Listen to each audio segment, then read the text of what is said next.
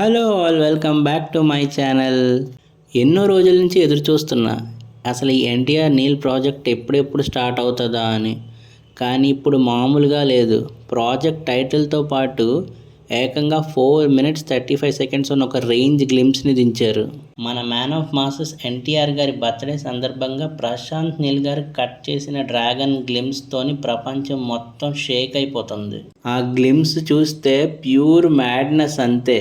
ఈరోజు ఈ వీడియోలో ఈ గ్లిమ్స్లో ఉన్న హిడెన్ డీటెయిల్స్, క్యారెక్టర్ ఎలివేషన్స్, మొత్తం చరిత్ర అంతా అన్నీ క్లియర్గా బ్రేక్ డౌన్ చేస్తూ మాట్లాడుకుందాం. ఇంకా లేట్ చేయకుండా వెంటనే మన ఛానల్ని సబ్స్క్రైబ్ చేసుకోండి. So let's dive deep into the review. ఫస్ట్లోనే ఆ గ్లిమ్స్ ఇంట్రడక్షన్లో ఆ వరల్డ్ బిల్డింగ్ గురించి మాట్లాడుకుందాం. ప్రశాంత్ నీల్ గారి వరల్డ్ బిల్డింగ్ ఈసారి నార్మల్గా లేదు. ఆయన ఒక history and pure raw యాక్షన్ని mix చేస్తే ఎలా ఉంటుందో అలా ఉంది. గ్లిమ్స్ మొదలవడంతోనే మనల్ని 1967 విలేజ్ ఎరాలోకి తీసుకెళ్తారు.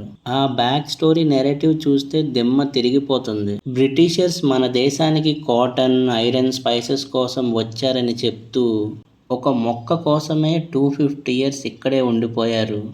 అదే ఓపియం పాపీ.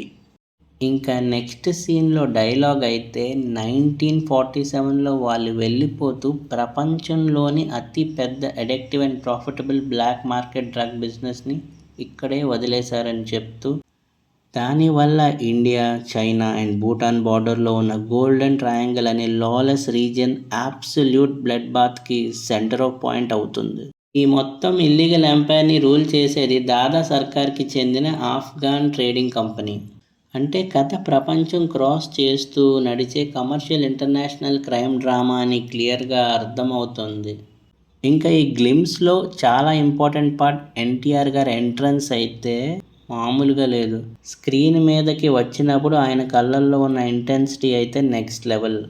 ఈ దండాలో ఆయన పేరు లుగర్, ద అసాసిన్ ఇన్ చీఫ్. ఆయన లుక్, డిజైన్, ఫిజికల్ ట్రాన్స్ఫర్మేషన్ చూస్తే ఒక ఫియర్లెస్ యానిమల్లా కనిపిస్తున్నారు. ప్రతి ప్రశాంత్ నీల్ మూవీలో క్యారెక్టర్ బిల్డప్ కోసం ఒక మైథలాజికల్ క్యారెక్టర్ని వాడతారు. కేజీఎఫ్లో ఎల్డరాడో, సలార్లో శౌర్యంగా. కానీ ఈసారి హోలీ బైబిల్లో ఎక్సోడస్ చాప్టర్ 1ని తీసుకున్నారు. దేవుడు ప్రపంచాన్ని 6 రోజుల్లో సృష్టించి 7వ రోజు రెస్ట్ తీసుకుంటాడు. కానీ ఆ తర్వాత ద డెవిల్ వాజ్ బోర్న్ అని కట్ పడుతుంది. కట్ చేస్తే ఎన్టీఆర్ లుక్ చూస్తే దిమ్మ తిరిగిపోతుంది. Pure beast mode. బాడీ లాంగ్వేజ్లో డైనమిక్ రా పోస్చర్ చూస్తే భయాన్ని పుట్టిస్తుంది. ఇంకా అక్కడ చెప్పే సింగిల్ డైలాగ్ మాత్రం ప్యూర్ మాస్టర్ క్లాస్. ఆ డైలాగ్ చెప్పినప్పుడు ఆయన బేస్ వాయిస్ మాడ్యులేషన్, ఆయన పర్ఫార్మెన్స్ పీక్స్ అని చెప్పాలి. అండ్ ఈ సినిమాలో తారక్ గారిది హీరో క్యారెక్టర్ కాదు, pure cold blooded weapon anti hero character. ఒక పవర్ఫుల్ వెపన్కి తగ్గ స్ట్రాంగ్ ఆబ్స్టికల్ ఉండాలి కదా. ఇక్కడ లగర్కి ఎదురు నిలిచే మేజర్ ఫోర్స్గా బాలీవుడ్ యాక్టర్ అనిల్ కపూర్ గారు పాత్రల్లో సూపర్ పవర్ఫుల్గా కనిపించారు.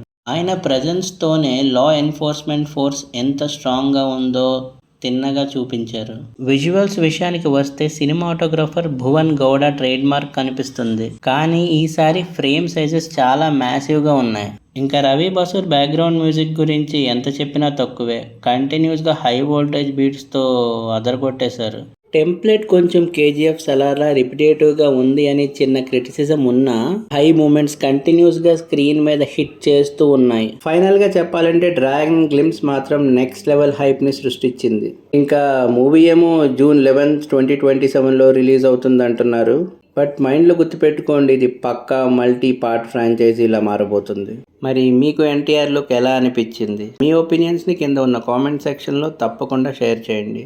అలాగే రివ్యూ మీకు నచ్చినట్టయితే వీడియోని లైక్ చేయండి, ఛానల్ని సబ్స్క్రైబ్ చేసుకోండి. మళ్ళీ కలుద్దాం. Thank you for watching.